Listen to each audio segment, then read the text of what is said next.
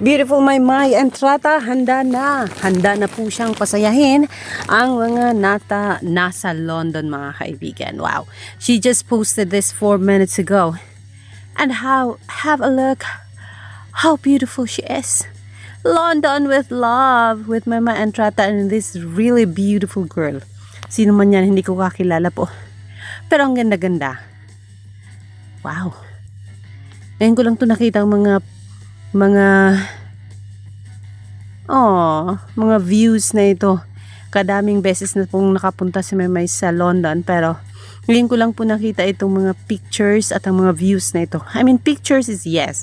Always naman si Maymay nagpapapicture. But then ang mga view na ito, mga kaibigan, this is something new to Alexander Lexi Jules. Hinihingal po tayo kasi umakyat tayo sa hagdan just to give an audio to this beautiful pictures of Maymay Entrata. Grabe ang mga background, guys, napakaganda po.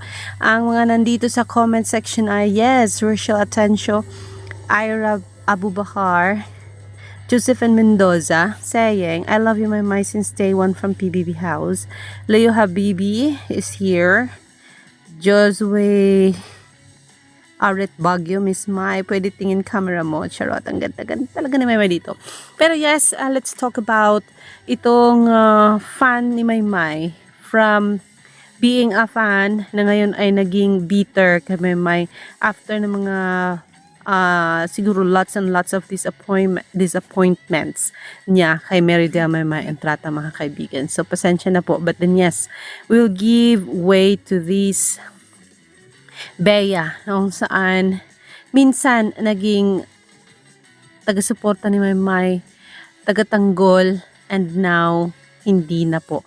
Naging basher na po ni Maymay si Bea, mga kaibigan. But then, siguro hindi niya lang mapigilan ang sarili dahil sa sobrang mahal niya si Maymay. Tas biglang hindi niya matanggap na nagkaroon siya ng 2 boyfriend sa buhay after PBB.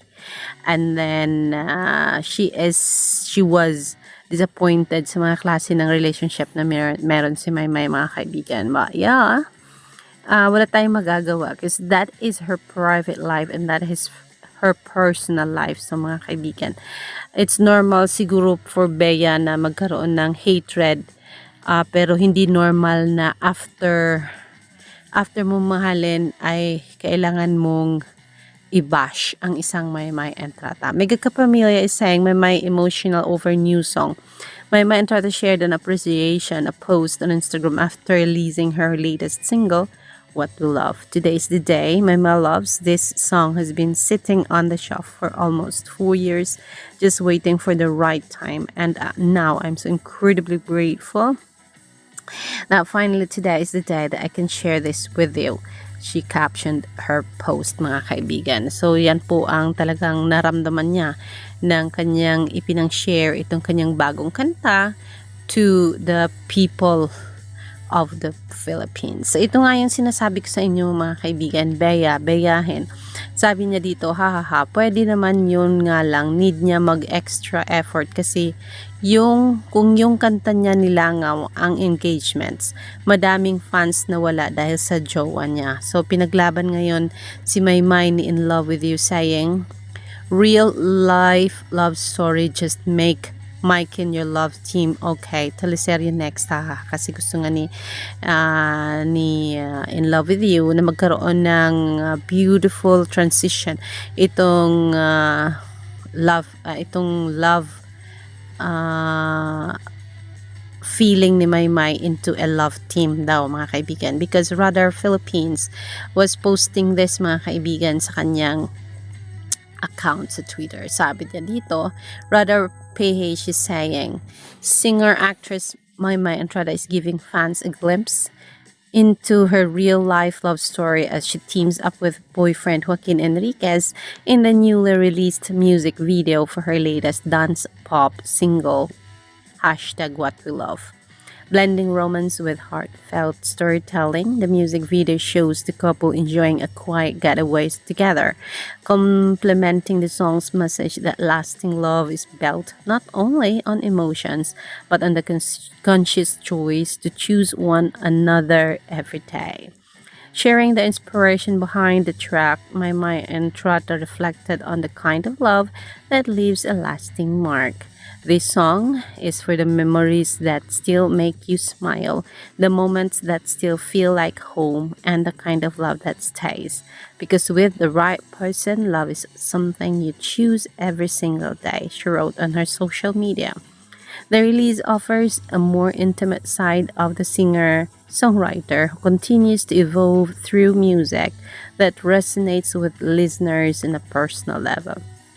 Following the success of tracks such as Amo Kabugera, Pwede Ba at Siya May Gugma, Paradise, and Masunog Man, Maymay delivers another song that celebrates love, commitment, and genuine connection. What We Love is now available syempre sa major digital streaming platforms while its official music video is on YouTube. So dahil dito sa sinulat ni Radar PH, napasabi si In Love With You na sana from being a lover na maging sanang ka-love team ni Maymay si Joaquin Enriquez sa Philippine show business. But then, dahil dyan, sabi ni Bea, of which I think ayaw niya kay Joaquin from Maymay Entrata, pwede naman niya nga lang need niya mag-extra effort kasi nga daw ngayong dahan-dahang umaalis ang mga nagmamahal kay Maymay ay baka langawin daw ang mga kanta ni Maymay. Sabi ni Bea,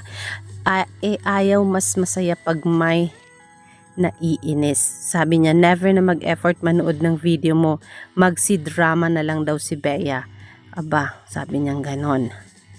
Di nga yan din sinabi mo dati sa jowa mo na nag-release ka ng kanta dati. Yun ang sabi niya. Ang dami ng sakit ng loob niya. Hahaha, galing talaga ng may hawak kay may laging timing ang pag-release ng kanta kundi nasa jowa. Ngayon naman biyahe para sa work. So, kadami talaga ng naramdaman niyang ngayon lang niya mailabas mga kaibigan. Darling, it's been 4 years since the song was made but only now it's released when so many fans have already left. Even though the song is cute, it's useless if no one makes noise about it. And Maymay is too lazy to promote anyway, sabi niya. In love na in love si Maymay, may Joaquin, sana nga lang talaga siya na di ka sasaktan kasi tingin ko di mo kakayanin magka-depression ka na naman pag nagkataon. I dreamed about Maymay, sabi niya pa, that his group band was invited to perform at a place in the school. Hope it's true so his group band can get known. Ayun, meron pa rin naman siyang pagmamahal pero sometimes talagang nailalabas niya yung sakit ng loob niya for Meridel Maymay Entrata kasi hindi niya rin matanggap na unti-unting nagsiwalaan ang mga taga-subaybay ni Maymay, yung mga talagang diehard kay Meridel Maymay Entrata noon na ngayon ay halos hindi na makita sa social media. But then I know deep inside, meron man siyang pagtatampo pero sa kaloob-looban ng kanyang puso ay talagang mahal pa rin niya ang isang Meridel Maymay Entrata. So, Bea, don't worry. Hindi ako nag-judge sa'yo kasi sometimes meron din ako mga hinanakit pero hindi ko lang sinasabi dahilan sa ayaw kong masaktan nga si Maymay Entrata. But then sometimes meron din talagang lumalabas sa bunganga pero hindi po siya yung talagang ang point is sasaktan si Maymay kundi ang point doon is a wake up calls kind of maramdaman ni Maymay na hindi not all the time. It's not about